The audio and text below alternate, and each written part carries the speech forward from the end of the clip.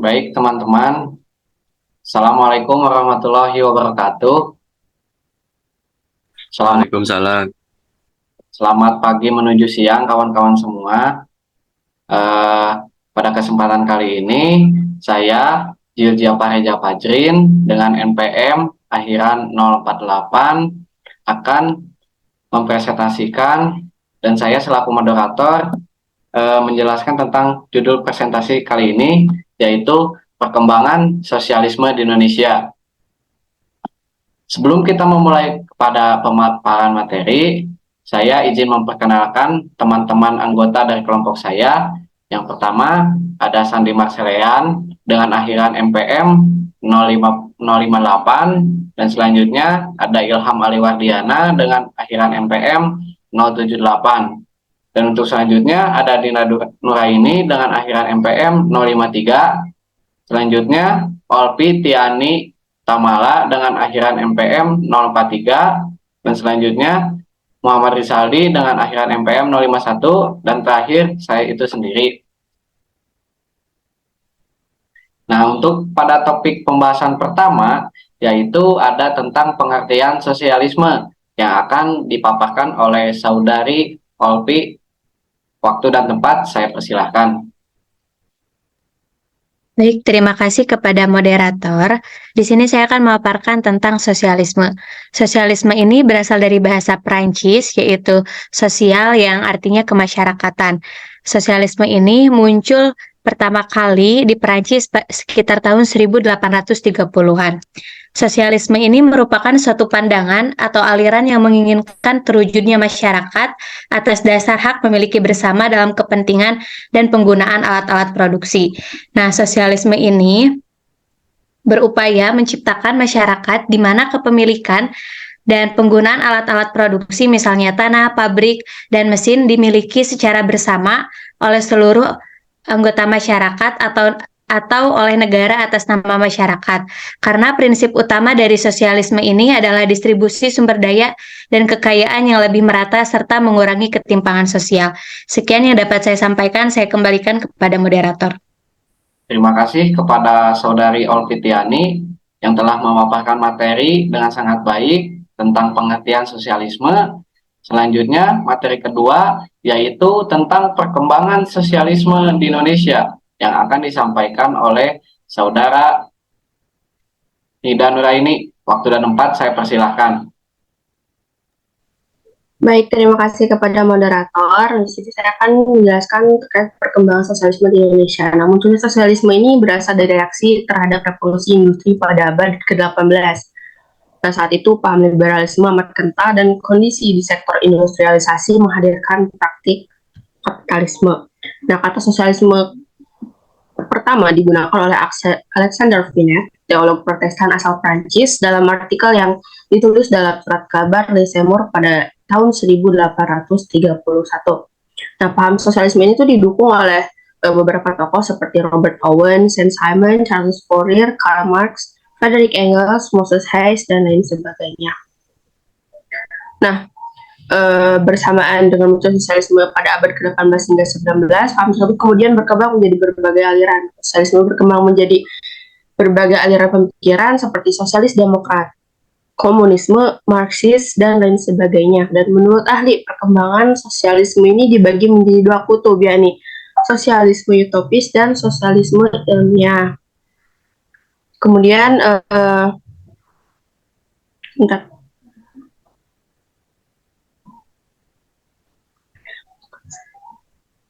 Kemudian, sosialis utopis ini hanya berkutat pada kapitalisme, bahwa kepemilikan pribadi atas alat produksi merupakan sumber utama penindasan kelas kerja. Sementara itu, sosialisme ilmiah merupakan istilah untuk menyebut pemikiran sosialisme dengan pendekatan ilmiah.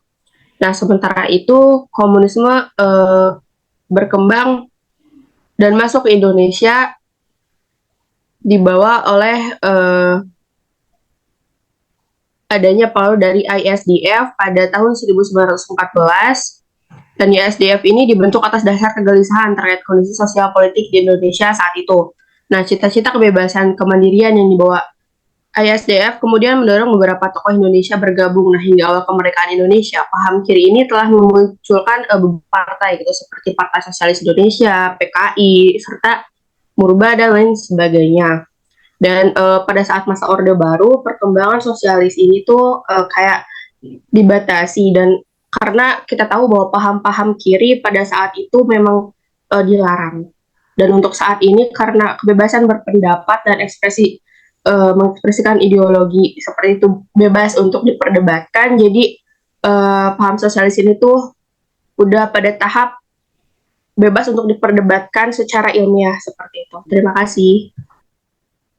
Baik, terima kasih kepada Saudara Nida Nuraini yang telah memaparkan materinya. Selanjutnya ada materi faktor-faktor yang mempengaruhi perkembangan dan perubahan ideologi sosialis di Indonesia yang akan disampaikan oleh Saudara Sandi dan Saudara Rizaldi. Waktu dan tempat saya persilahkan. Oke, terima kasih kepada moderator. Kemudian yang pertama yaitu ada dalam konteks sejarah. Dalam sejarah perjuangan kemerdekaan Indonesia dan perlawanan terhadap penjajah kolonial Belanda yang sangat memberikan dasar bagi pengembangan pemikiran sosialis di Indonesia. Pengalaman penindasan dan ketidakadilan sosial selama masa kolonial mempengaruhi munculnya ideologi sosialis. Kemudian kedua itu adanya pengaruh politik. Dinamika politik di Indonesia seperti perubahan pemerintahan dan kebijakan politik dapat mempengaruhi perkembangan ideologi sosialis. Selama periode Orde Baru, sosialisme dan komunisme secara resmi ditekan dan dianggap sebagai ancaman. Sementara periode reformasi membawa lebih banyak kebebasan berpendapat dan ekspresi, memungkinkan perkembangan ideologi sosialis di Indonesia. Yang ketiga yaitu isu sosial dan ekonomi. Isu-isu sosial dan ekonomi yang dihadapi oleh masyarakat seperti pertimbangan ekonomi, kesenjangan sosial, ketidakadilan, dan permasalahan ketenagakerjaan dapat menjadi faktor pendorong dalam meningkatnya minat terhadap ideologi sosialis, ketidakpuasan terhadap sistem ekonomi kapitalis, dan pencarian alternatif dalam mencapai keadilan sosial dapat memperkuat permintaan dan pemikiran sosialis. Terima kasih, kembali kepada moderator. Baik, terima kasih dan akan dilanjut oleh Saudara Rizaldi. Waktu dan tempat saya persilahkan. Oke, baik. Selanjutnya itu 4 pengaruh global. Perkembangan dan perubahan dalam ideologi sosialis Indonesia juga dapat dipengaruhi oleh pergerakan global, pengaruh dari gerakan sosialis internasional, perkembangan ideologi sosialis negara-negara lain, dan hubungan organisasi dan jaringan internasional dapat membentuk arah dan pemikiran gerakan sosialis di Indonesia. Selanjutnya itu yang kelima, ada peran aktivis dan organisasi. Perkembangan ideologi sosialis terkait dengan peran aktivis dan organisasi sosialis di Indonesia. Aktivis dan kelompok-kelompok sosialis yang bekerja untuk memperjuangkan keadilan dan kesetaraan berperan dalam mengembangkan dan memperkuat ideologi sosialis di Indonesia. Yang keenam yaitu pendidikan dan intelektualisme. Pendidikan dan paham intelektual memainkan peran penting dalam perkembangan ideologi sosialis. Universitas, institusi pendidikan, dan lingkungan intelektual memberikan platform untuk menyebarkan dan memperdebatkan gagasan-gagasan sosialis. Dan teori-teori sosialis dapat mempengaruhi pemikiran generasi muda dan perkembangan gerakan sosialis Indonesia. Selanjutnya itu yang ketujuh, pengalaman aktivis. Aktivis yang terlibat dalam perjuangan sosialis memiliki pengaruh signifikan terhadap perkembangan ideologi. Melalui pengalaman langsung, mereka dalam berorganisasi, mengadvokasi perubahan sosial, dan berpartisipasi dalam gerakan buruh. Mereka dapat membentuk dan memperkaya ideologi sosialis dengan pemahaman yang lebih konkret dan juga praktis. Selanjutnya itu yang kedelapan, media dan juga teknologi. Perkembangan teknologi informasi dan komunikasi, termasuk media sosial dan internet, telah membuka akses yang lebih luas untuk menyebarkan dan memperdebatkan ideologi sosialis ini. Aktivis dan kelompok sosialis dapat menggunakan platform ini untuk berbagi informasi, memobilisasi massa, dan juga mempengaruhi opini publik dalam mendukung tujuan sosialis atau mengagitasi. Selanjutnya ke-9 yaitu dinamika politik partai. Partai politik sosialis di Indonesia seperti halnya PSI dan juga Partai Rakyat Demokratik. Selanjutnya juga ada Partai Buruh berperan dalam memperjuangkan agenda sosialis dalam proses politik perkembangan dan perubahan dalam strategi politik dan orientasi partai-partai ini dapat mempengaruhi arah dan perkembangan ideologi sosialis di Indonesia. Selanjutnya itu transformasi ekonomi. Perubahan dalam struktur ekonomi dan model pembangunan di Indonesia dapat mempengaruhi perkembangan ideologis sosialis ini. Ketika terjadi ketimpangan ekonomi, krisis ekonomi, atau perubahan dalam tatanan ekonomi negara, mungkin terjadi peningkatan minat dan perminatan terhadap ideologi sosialis sebagai langkah solutif dan juga alternatif. Mungkin sekian yang bisa saya jelaskan, saya kembalikan kepada moderator. Baik, terima kasih Saudari Saldi yang telah memaparkan materinya dengan sangat baik. Dan pada kesempatan kali ini ada materi terakhir, yaitu dampak dari perkembangan sosialisme di Indonesia yang akan disampaikan oleh Saudara Ilham. Waktu dan tempat saya persilahkan.